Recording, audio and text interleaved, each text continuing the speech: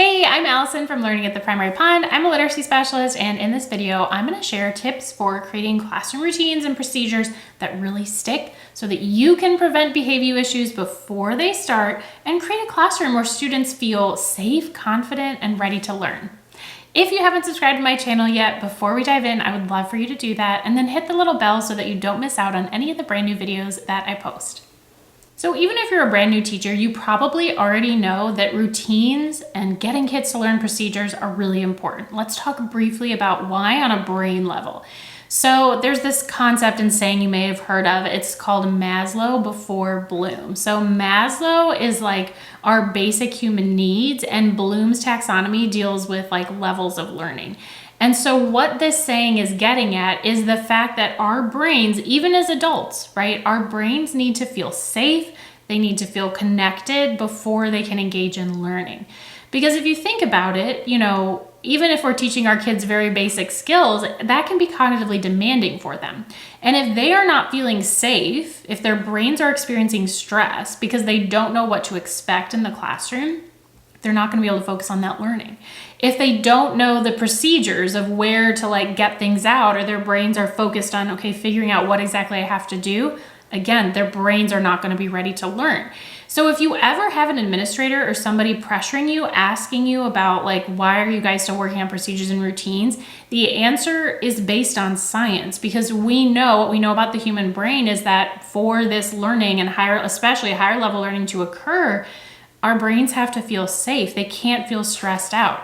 And even though, it's a different level of stress that our kids might be experiencing than what we would think of stress, if they don't know where to find stuff, if they don't know what's coming next in the day.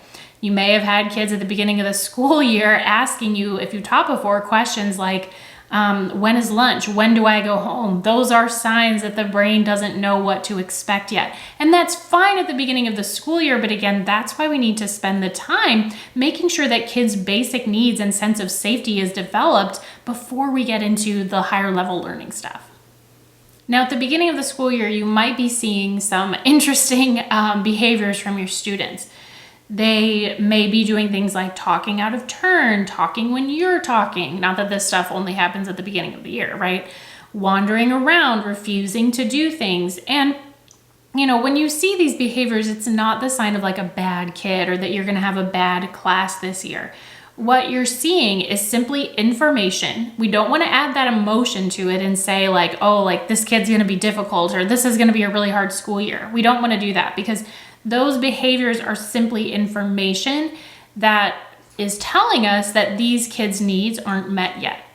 Now, it's not that you are doing a bad job of meeting their needs. It's simply, number one, it's probably a new environment. Even if they've been to the school before, maybe they had a different teacher last year, even if you looped with them and you are the same teacher, they're adjusting from summer to school, right? So there's an adjustment period going on. Some kids have greater needs than others, right? They may have ADHD or other things going on. It's too hard to tell that at the beginning of the year because everybody is still adjusting. But when you see those signs of what you might consider bad behavior or the behavior that you want to reduce, don't blame yourself, and also just try to look at it as objectively as possible, because then this is, again, just about how the brain works, right? So, question for you. You may not be teaching yet. Maybe you taught last year. Have you seen any of these interesting behaviors at the beginning of the school year before? Let me know in the comments. You can just type yes or no. So now let's talk a little bit about how to teach a routine or procedure. Now, routines are things that are done, these two terms are kind of used interchangeably, but routines are typically sets of steps that are done over and over again.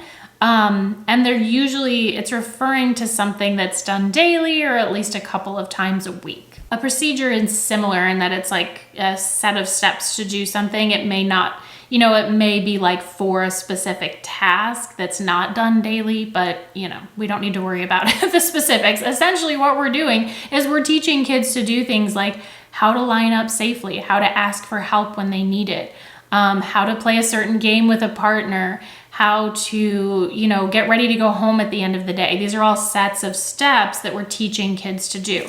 And it can be a lot for kids to remember. So having visuals is very important. but we'll talk about the visuals in a second. First, I want to talk about your process for your procedures for teaching routines, right?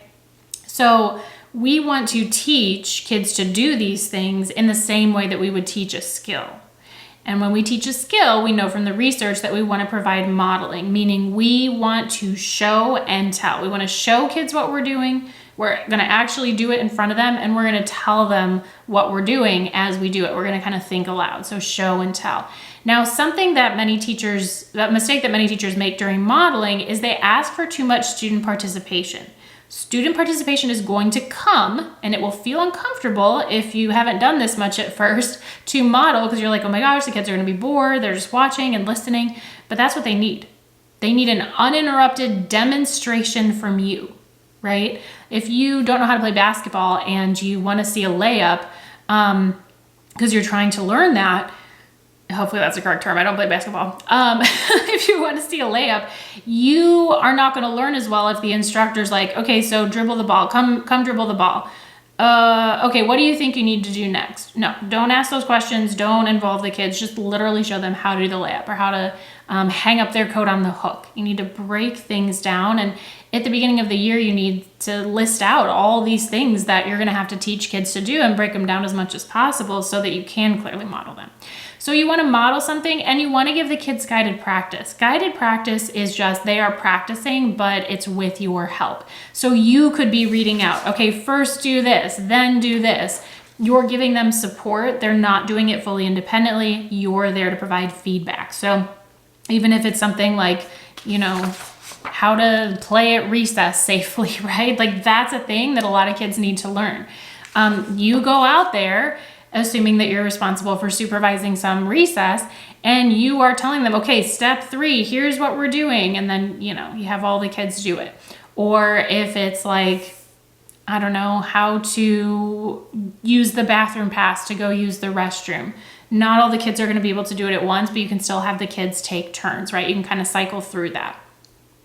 So we have the modeling, we have the guided practice. It might take more modeling and more guided practice, but eventually you want the kids to practice independently. And so the independent practice, obviously that's going to happen when it's actually time to go to recess, but the independent practice is where you're kind of standing back and you're watching them.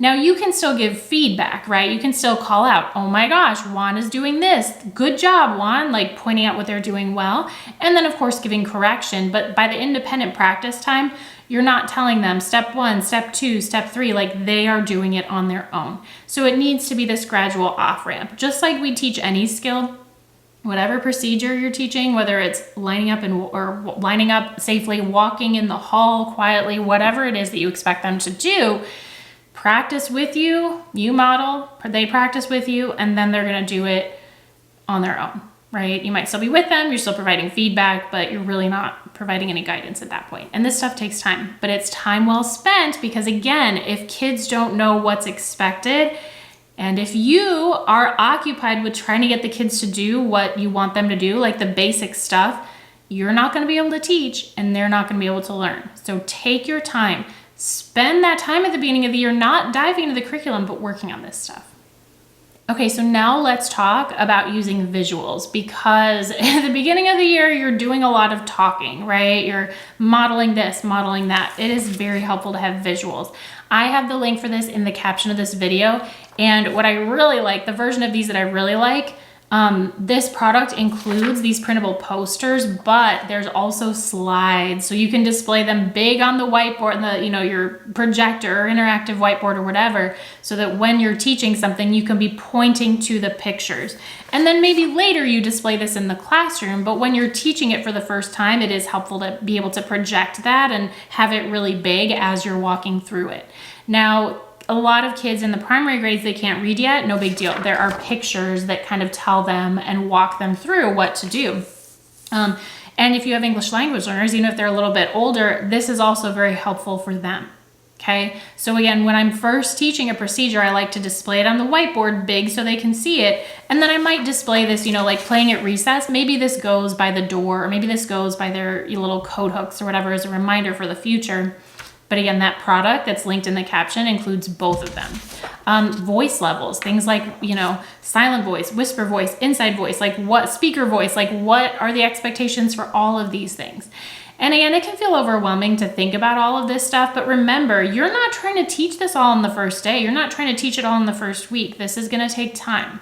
And it's not that you have to do zero academics, but you have to do less academics, zero academics at first, and less academics in the first few weeks, because you need time to devote to this so that that higher level learning can occur.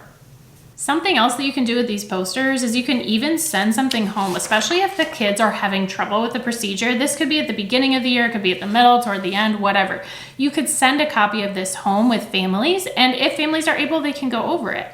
Another thing to do to kind of build that connection and help parents understand what's going on at school is to use these parent notes. So I created these a long time ago because I wanted to have something ready to go. Like, this one is a positive one. I'm dear parent or guardian of blank. I'm excited to tell you that your child had a great day at school today. They did an excellent job following directions. You just check one, then you can write a little note, then you can sign it, and it's fast. So as we're teaching these procedures and routines, we want to have that connection at home and be praising the kids for what they're doing in school, but also sending home positive notes. I have these in both English and Spanish. So if you have any Spanish-speaking families in your classroom, you can just look at the note, even if you don't speak Spanish, and check off the things by matching the English to the Spanish, okay? So I'll also include the notes or the link for the parent notes in the caption of this video. So you're gonna have the link for the procedures and routines, posters and slides, that's all one product. And then you're gonna have the parent notes resource, again, if that's something that would be helpful to you, because building that school-home connection, really key. Thanks so much for watching. I hope this is helpful. I hope it just, even if you've been teaching for a long time, really drove home that point of it is worth the time you spend at the beginning of the year teaching this stuff, because we wanna go slow now so we can go fast later, okay? Again, thanks so much for watching. I appreciate you being here. If you don't mind, before you leave, hit that like button, make sure you subscribe to my channel, and I'll see you in my next video.